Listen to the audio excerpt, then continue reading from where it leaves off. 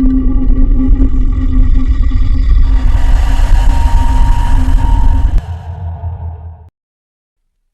never thought that a simple 24-hour survival challenge would turn into the longest, most terrifying night of my life.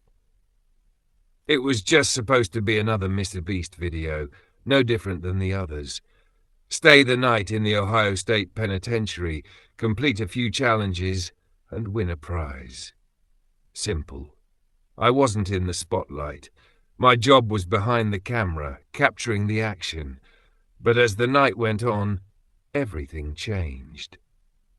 The first glimpse. At first, everything seemed normal.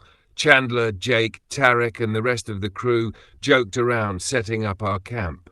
The prison looked just like you'd expect, decaying, cold, and untouched by time. But I felt it. There was something in the air, something I couldn't quite put into words. It was heavy, suffocating almost. The deeper we moved into the prison, the more it pressed on me. We laughed it off, but the silence that followed wasn't the usual kind. It was oppressive, like the very walls were listening.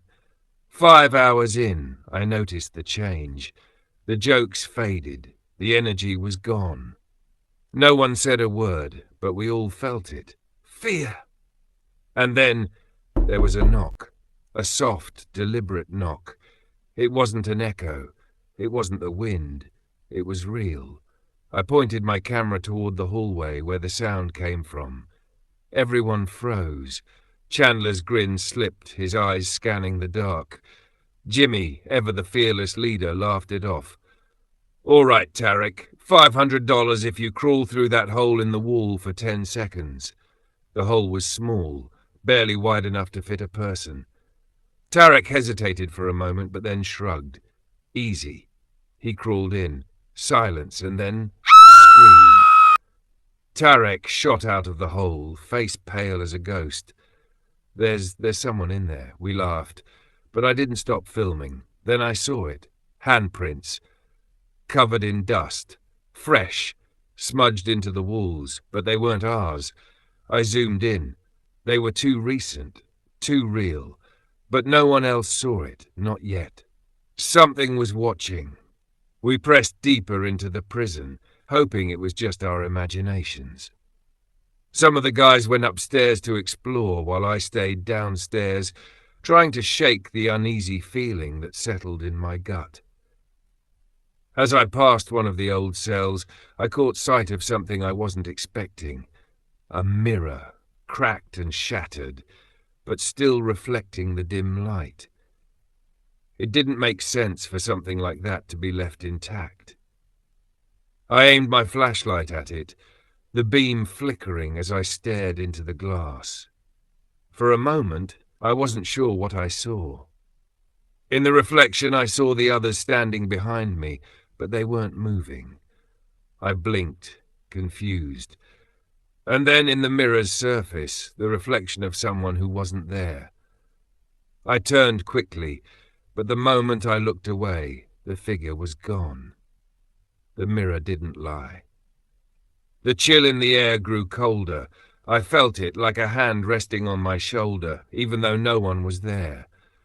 And then a door creaked open, just a few inches. None of us had touched it. That's when we heard the footsteps, slow, dragging. I turned to the others. No one moved. No one even dared to speak. I glanced back down the hallway. There was something, just at the edge of my vision, a dark shadow that shouldn't have been there. It was moving, but when I blinked, it was gone. I wasn't sure if I had seen it, or if my mind was playing tricks. We ran, back to base camp, where I had set up the giant lights surrounding the sleeping bags. I thought the bright light would help keep whatever was out there at bay, but it didn't. I couldn't see them, but I could feel them, always just beyond the light. The faint rustling, the whisper of movement at the edges of my vision. And then it happened again. I checked the walls around the camp. A fresh handprint. I froze. It wasn't there before. It was smudged into the dirt-covered walls. But there was no one else around to make it. I filmed it, but the camera caught nothing except the eerie emptiness. We weren't alone. The final clue. The cameras kept glitching, flickering out one by one. The light around us grew dimmer as the hours dragged on, the tension too thick to cut through. I grabbed the EMF detector, hoping for some sign of logic to explain the madness, but it spiked. The needle bounced erratically. My flashlight flickered again. I aimed it at the door, heart pounding in my chest. I swear I saw something in the corner of my eye. A figure just standing there watching us. I pointed the flashlight at the door. The figure was gone, but the air felt heavier. I turned to Jimmy, trying to break the tension.